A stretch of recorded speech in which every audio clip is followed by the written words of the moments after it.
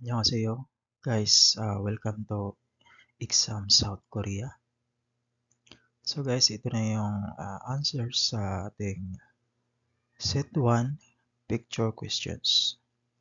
So basahin natin guys. Madali lang to guys. Ito yung mga pinakamadali sa reading, yung mga pictures. So sasagutan nyo lang guys yung picture kung ano yung Korean niya. So example ito.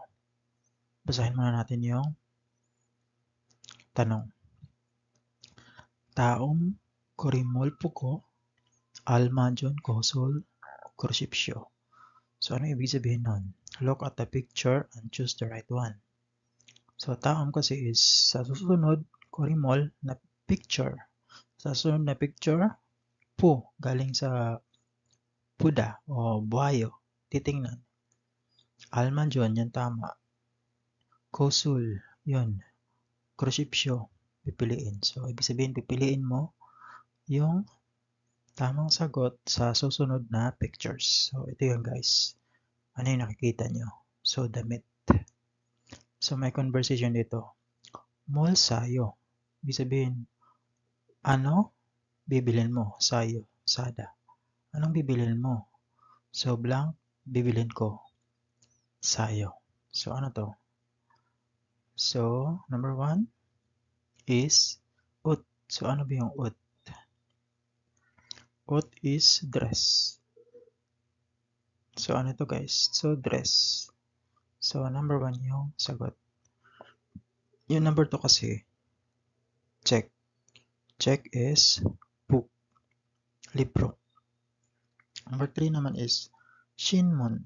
Shinmon is newspaper. So, newspaper. Ramen naman is ramen. Ramen. So, mali. So, mali guys. So, yung answer is number 1. Okay, madali lang. So, next questions. So, ito naman, lugar guys. Taong korimolbo ko, almajon konsol, kursipsyo. So, ano to? Anong lugar to guys? May ano siya, airplane. So, airport. Yoginan, Odiyeyo. So, anong lugar daw to? Yoginan, blank, Iyeyo. So, number 1, Kunghang. Kunghang, ano yung Kunghang guys? So, Kunghang is airport. Tama. Number 1, tamang answer. Number 1 kasi is Chongnyeojang. Chongnyeojang is bus stop. Bosut Chongnyeojang. So, mali. Number 3 is Kitchayok. Kitchayok is train station. So, mali. Number 4 is Jehacholyok. Jehacholyok. Jehacholyok is mali. Subway station yan. So, mali. So, 1 pa rin yun. Tama sagot. Okay, madali lang. So, next. Ito. Taom korimol bobo almajon kosol kursipsyo. So, ano to guys? Ano siya? Pedestrian lane. O pedestrian, tawiran. So, yoginan odiyeyo. Yoginan blank yeyo. So, number 1, saguri. So, saguri. Ano yan saguri? Saguri is crossing or intersection. So, mali.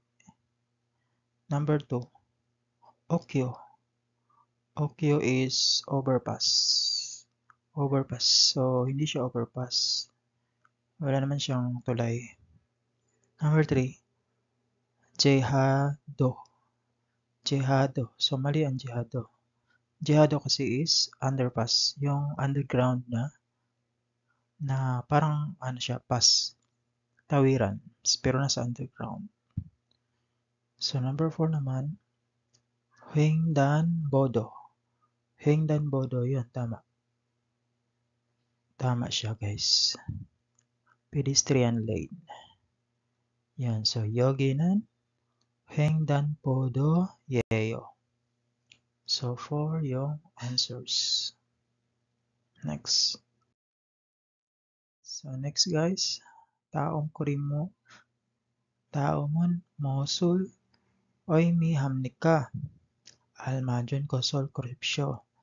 Sabihin, what does it mean? Choose the right one. So, taomon. So, next sa susunod na mga symbols, so ano daw meaning niya? Almajon, yan tama. Piliin mo korupsyo.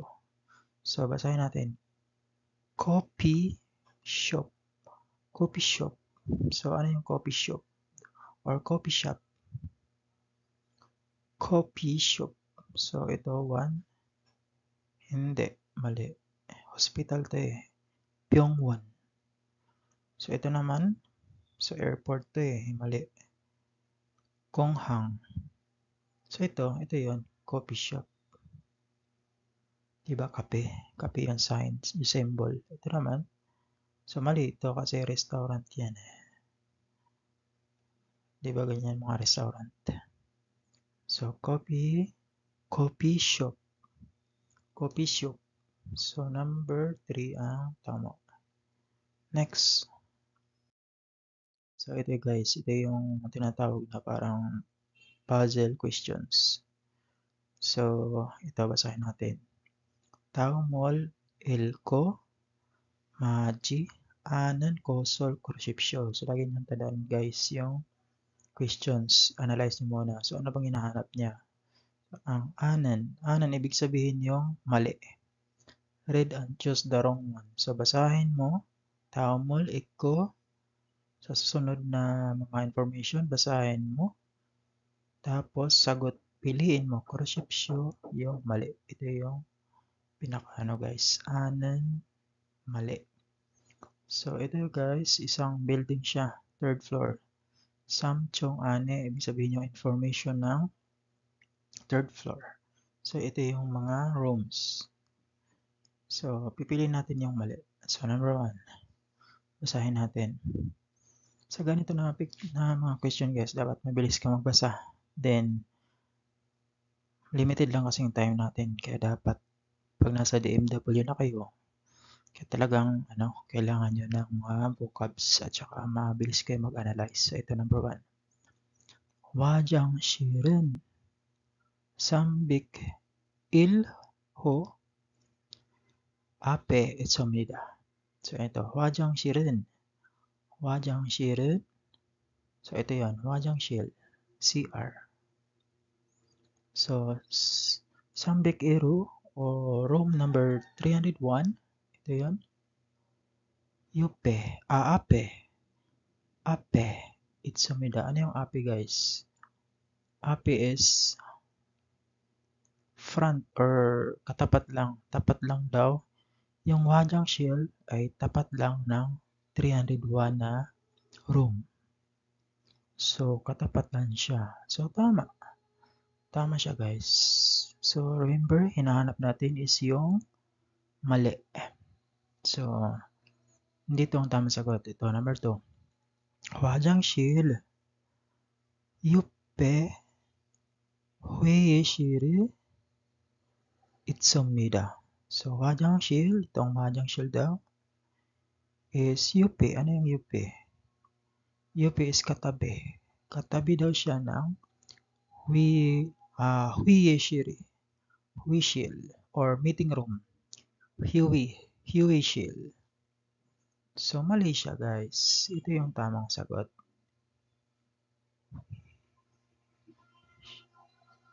회의실. So, mali siya. Di ba hindi naman siya katabi? Katabi niya is ito lang. So, mali. So, ito yung tamang sagot. Ito naman, number 3. Ayan guys, pag nalaman na natin na yung tama na yung sagot, tapos sure na tayo, so huwag na natin basahin to pag nasa DMW na kayo para maano natin yung oras. Limited lang kasing oras natin eh. So, basahin na lang natin to para sa information rin para malaman natin kung bakit mali siya. So, number 3. 휴게실은 휴게실 앞에 있습니다. So, yung 휴게실 daw, 휴게실은 ito, 휴게실. Tapos yung 휴게실, 앞에, ano lang daw, front, katapat lang. So, tama. Tama siya. Di ba? Magkatapat lang sila. Tapat lang. So, ito naman 4. 휴게실, 옆에. So, 옆에 is katabi. Next to. 화장실이. So, 있습니다. So, yung 휴게실 daw, ito, katabi lang ng 화장실. So, magkatabi, di ba? Magkatabi lang sila. Vice versa. So, tama siya. So, ang hinahanap kasi natin yung anen, yung mali. So, ito yung mali. Number 2. So, 2 yung sagot natin dito. So, madali lang yan. Ganyan lang yan, guys. Madali lang siya i-analyze. Next. So, next is ito. Puzzle question na naman to. Kanon din siya. 다음을 읽고 맞이 않은 것을 고르십시오. Ganun pa rin siya, guys. Anen, yung mali. Read and choose the wrong one. Yung mali ang hahanapin natin. So, ito, ano to? Panahon o weather. So, Seoul, Daejeon, Gwangju, tsaka Jeju. So, number 1. Seoul. Seoul은 눈이 옵니다. So, yung Seoul daw, Seoul, di ba topic particle yan? Kaya nagiging Seoul은.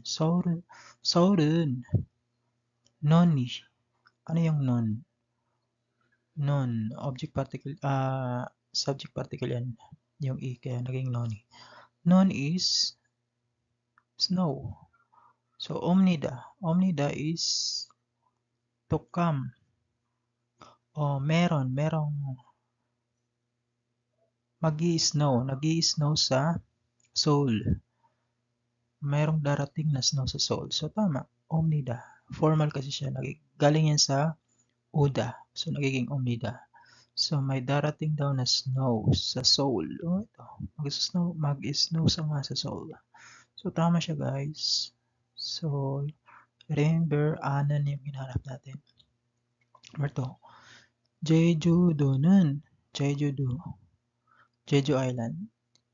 비가 옵니다. So, sa Jeju daw, yung piga, P. Ibig sabihin, rain. May darating na ulan. So, ito, Jeju. So, may payong. So, may uulan. So, tama. So, number 3 ito. Daejeon. Mga lugar yan sa South Korea, guys. Wag lang yung North. Hindi natin alam yung North. So, South Korean, guys. Daejeon은 날씨가 yung weather, yung panahon. 막습니다. 막습니다 is clear or maganda daw yung panahon sa Daejeon. So, hindi naman siya maganda, guys, kasi cloudy siya. Di ba cloudy siya? So, yun yung tamang answer. Anan, yun yung mali. Maling information. So, number 4. Ito. Gwangju는. So, Gwangju naman tayo. Gwangju는. So, 날씨가 좋습니다. So, yung weather daw is 좋습니다 is maganda. 좋아요. Di ba? Yung maganda, good. So, good siya kasi sunny. Di ba? Sunny siya. So, yung mali, anan. So, 3. Ito yung wrong information. 3 yung sagot. So, madali lang, di ba, guys? Yan. Pabilisan lang yan ng pagbasa at saka pag-analyze. So, next. Ito. Verb endings naman tayo, guys. Verb endings. So, basa. 다음 그림을 보고 알맞은 것을 고르십시오. So, pipiliin na naman natin yung tamang sagot sa picture na to. So, ano ba to? Anong ginagawa ng taon to? So, basa. OG. So, OG, ano yung ibig sabihin ng OG? Kahapon. OG. Mosol hesoyo. Anong ginagawa mo kahapon? Diba, past tense. Hesoyo, hada. Galing yan sa hada. To do. So, anong ginagawa mo kahapon? 어지 무술 했어요. So, blank 했어요. So, anong ginagawa niya? So, anong ginagawa ng tao? Nakshi. Ano ba yung nakshi? Namimingwit. So, mali. Hindi namimingwit yung tao, guys. Tungsan. So, tungsan is nag-mount hiking. Nag-hiking. So, nag-hiking siya, guys. Kasi may dala siyang backpack. Tapos, yan, may bundok. Mountain climbing or hiking. So, pupunta siya doon. Diba, guys? So, ito naman, yung tamang sagot. Tungsan, hiking. Sanchik naman is, ano yan, mali yan, guys. Sanchik is to walk lang. Parang naglalakad lang na, parang exercise na naglalakad.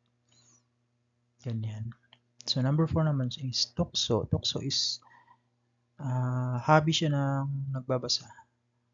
Nagbabasa ng mga libro, ganyan. Tukso. So, mali eh.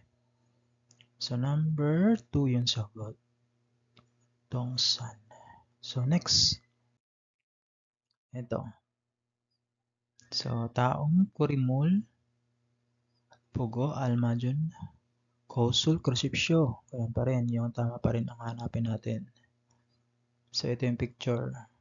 Maliwalas. Nalshiga o Teo. Nalshiga. Ano yung nalshiga? Yung panahon. Nalshiga o Teo. Ano daw? Ano yung panahon? Nalshiga o Teo. So, ano ba? Chuwoyo? Chuwoyo is malamig. So, malamig, guys.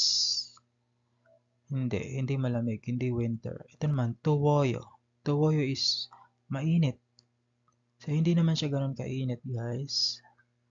Wala naman siyang araw na picture. So, ito naman, Shiwonheo. Shiwonheo is mahangin or cool. Hindi naman siya malamig. Medyo malamig, cool lang. Yung mga panahon na malapit na mag-winter. Ito mag-winter na to eh, Chuwoyo. Ito naman, mainit. So, ito naman, Tatoteo.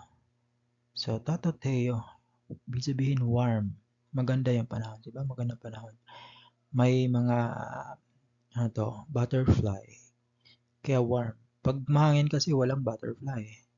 Di ba? Pag mainit naman, so hindi naman naglalabasan yan. So, Chuwoyo naman winter kasi ito malamig.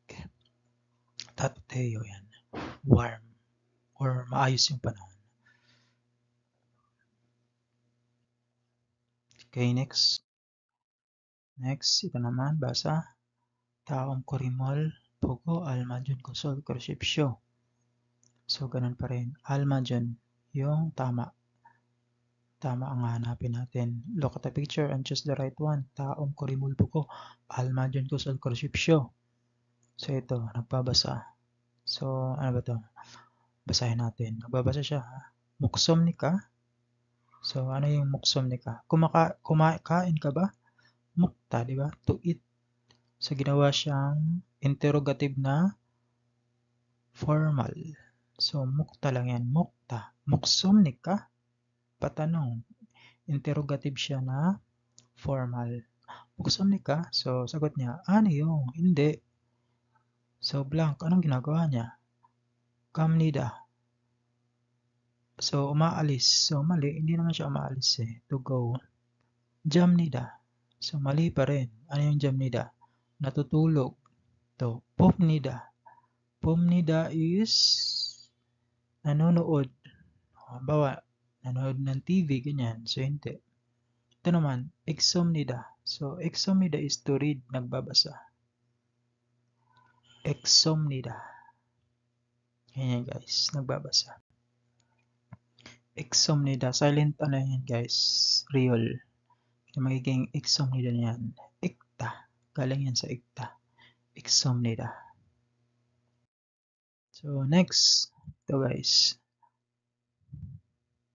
Taong kurimul bugo, almajon, kosul, kurosipsyo. So, tama pa rin. Sorry. Yung tama ang pipiliin natin. So, mga verb endings yan, guys. So, ano bang ginagawa ng tao? So, tingnan natin, guys.